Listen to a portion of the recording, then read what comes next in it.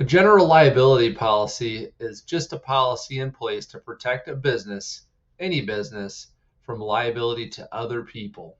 Okay, it boils down to two important things: bodily injury and property damage. If your business does one of those two things to someone else or someone else's business, your policy will respond. That's the trigger point. So, a liability policy, typically in our office, our minimum standard is $1 million per occurrence and $2 million on the aggregate. Meaning, if you have one instance of a claim where there's $1 million loss, you can have two of those in a calendar year. 1 million per occurrence, two in the aggregate, meaning for the whole policy term. We can talk about a couple examples of bodily injury or property damage.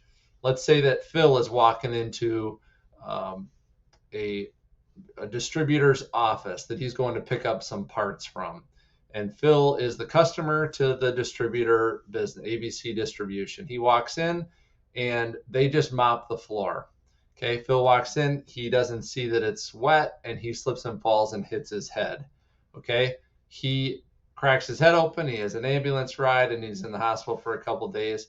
His medical bills can be paid for by ABC Distribution's insurance policy because he slipped and fell at the premises belonging to ABC Distribution. Okay, that's one example. Now here's another one. Let's say that Phil is going into a manufacturing facility, and he gave them a part that he wanted worked on of his. He gave them a piece of machinery that he owned, and he's wanting them to work on it.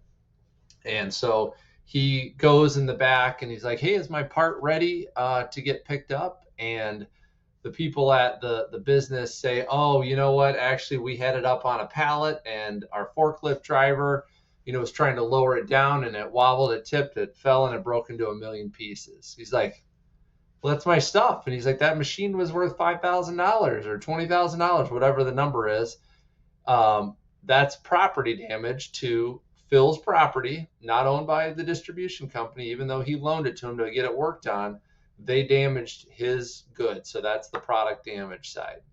Now, that can expand to a lot of different areas, but really it boils down to those two things. So if somebody has a liability claim, you can say, "Well, who did you hurt, or what stuff did you break belonging to someone else?"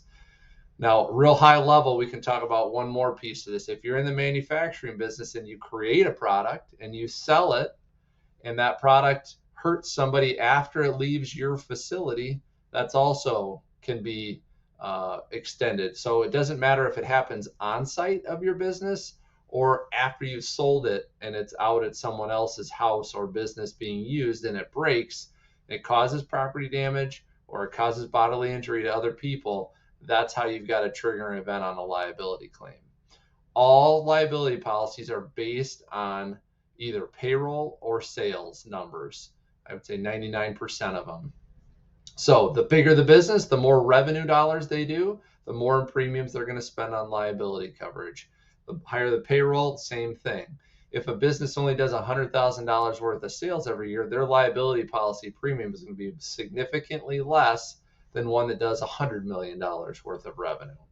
So that's another way that you can look at a policy and see how big is the business that we're working for or working on insurance for, is looking at those revenue dollars and comparing them from one year to the next.